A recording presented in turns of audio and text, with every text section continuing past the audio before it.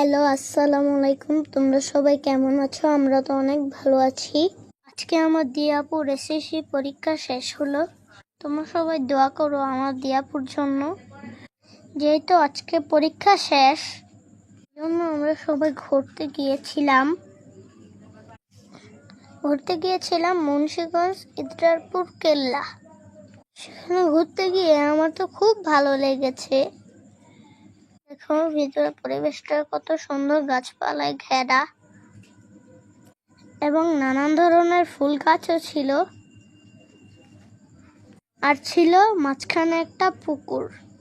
পুকুরের পানিগুলো টলমল করছে। এখানে আমরা অনেক ছবি তুলেছি।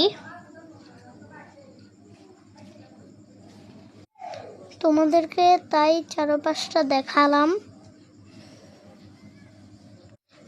ভিতরে অনেক বিশাল বড় জায়গা।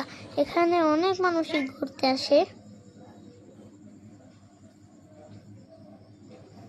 এখন চলে যাব জাদুঘরে।